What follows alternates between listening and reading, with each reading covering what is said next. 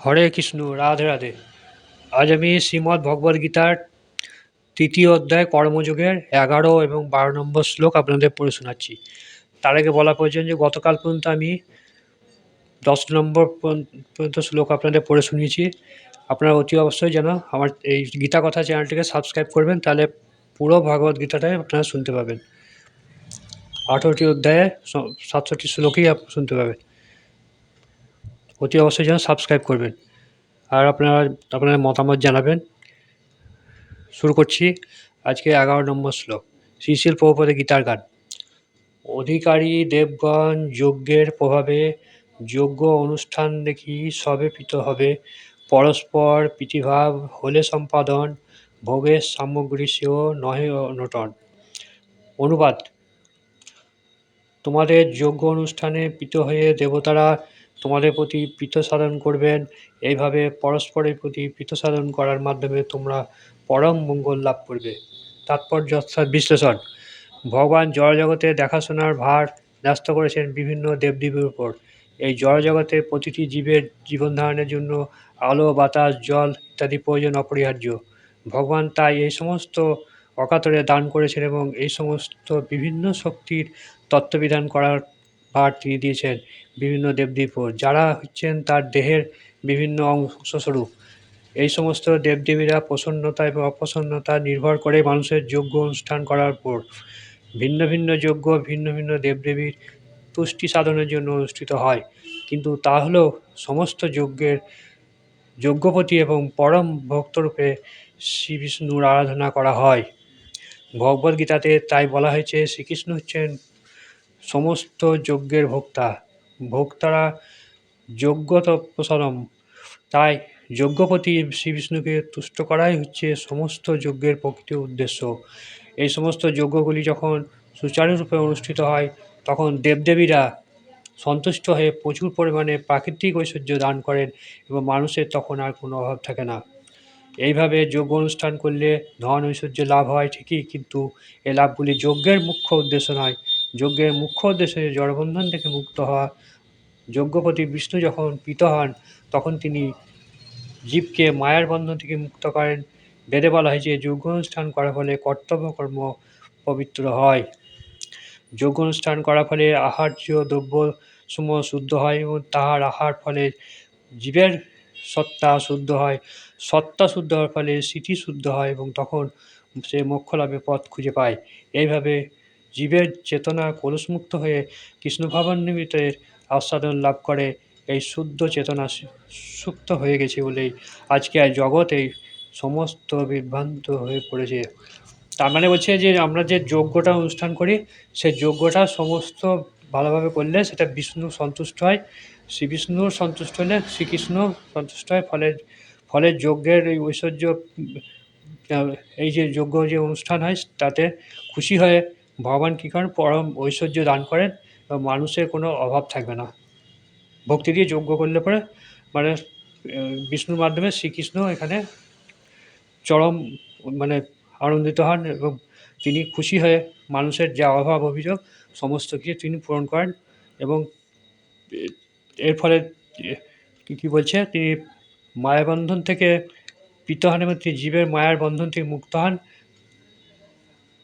এবং তার কর্তব্য তার বলা হয়েছে যজ্ঞ অনুষ্ঠান করার ফলে কর্তব্য পবিত্র হয়। তো সব কিছুই তার পবিত্র হয়েছে, কর্তব্যটা পবিত্র হয়ে যায়। 12 নম্বর শ্লোক। শ্রী শিল প্রভুপাদের গীতার গান। যজ্ঞেতে সন্তুষ্ট হয়ে অভীষ্ট যে ভোগ, দেবতারা দেহ সব প্রচুর প্রয়োগ। সেই দত্ত হয় যাহা দেবতারা দেয়, তাহাদের না দিয়া খায়, চোর সে হয়। অনুবাদ: যজ্ঞের ফলে সন্তুষ্ট হয়ে দেবতারা তোমাদের বাঞ্ছিত ভোগ্য বস্তু প্রদান করবেন। সুতরাং দেবতাদের দেওয়া বস্তু দেবতাদের নিবেদন না করে যিনি ভোগ করেন, তিনি নিশ্চয় চোর। তাৎপর্য বিশ্লেষণ: জীবের জীবন ধারণ করার জন্য যা কিছু প্রয়োজন, তখন ভগবান সবই শ্রী বিষ্ণুর নির্দেশে অনুসারে দেবদেবীরা সরবরাহ করেছেন। তাই যজ্ঞ অনুষ্ঠান করে এই সমস্ত দেবদেবীরা তুষ্ট করতে শাস্ত্রে নির্দেশ দেওয়া হয়েছে। বেদে দেবদেবীদের জন্য বিভিন্ন যজ্ঞ করার নির্দেশ দেওয়া হয়েছে, কিন্তু যজ্ঞের পরম ভক্তা হচ্ছেন স্বয়ং ভগবান। যারা ভগবত তত্ত্ববেত্তা নয়, তারা যারা অল্প বুদ্ধিসম্পন্ন, তাদের জন্য বেদে বিভিন্ন দেবদেবীর উদ্দেশ্যে যোগ অনুষ্ঠান করতে বলা হয়েছে। মানুষের প্রকৃত অনুসারে বেদে বিভিন্ন ধরনের যজ্ঞ করার নির্দেশ দেওয়া হয়েছে। এইভাবে প্রকৃতি অনুসারে বিভিন্ন দেবদেবীর পূজা করার নির্দেশ দেওয়া হয়েছে।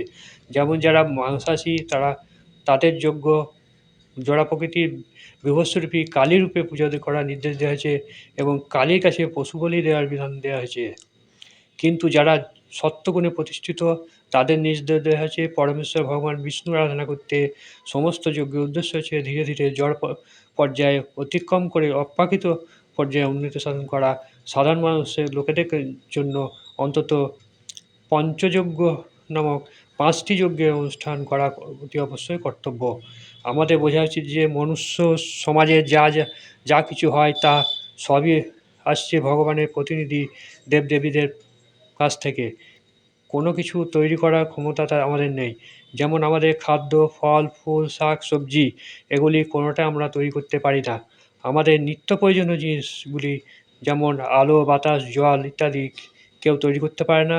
ভগবানের ইচ্ছার ফলে সূর্যকিরণ দান করে, চন্দ্র জ্যোৎস্না বিতরণ করে, বায়ু প্রবাহিত হয়, বৃষ্টির দ্বারাই ধরণী রসসিক্ত হয়। এগুলি ছাড়া কেউই বাঁচতে পারে না। এইভাবে আমরা দেখতে পাই আমাদের জীবন ধারণ করার জন্য যা কিছু প্রয়োজন তা সবই ভগবান আমাদের দিচ্ছেন।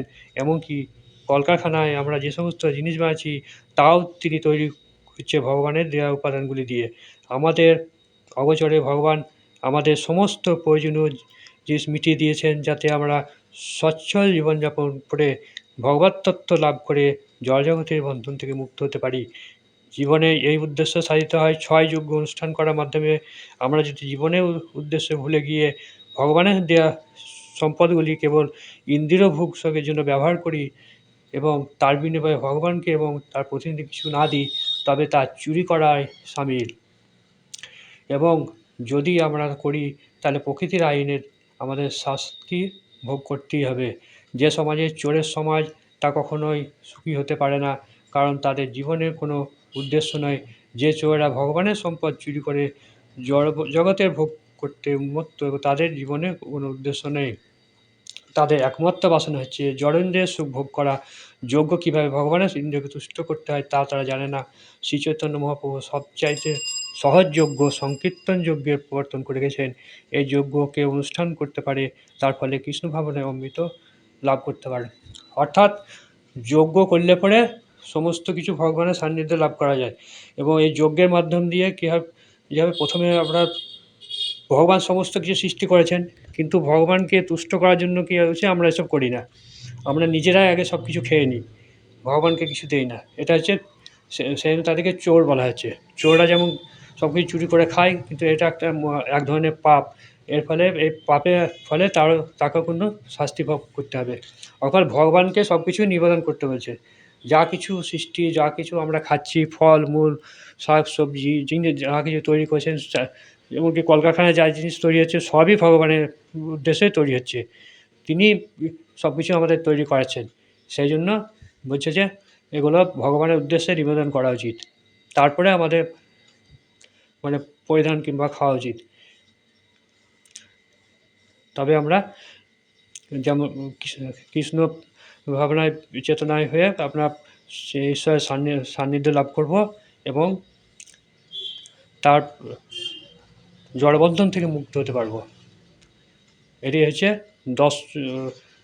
12 নম্বর অধ্যায়ের 12 নম্বর শ্লোকের মূল উদ্দেশ্য।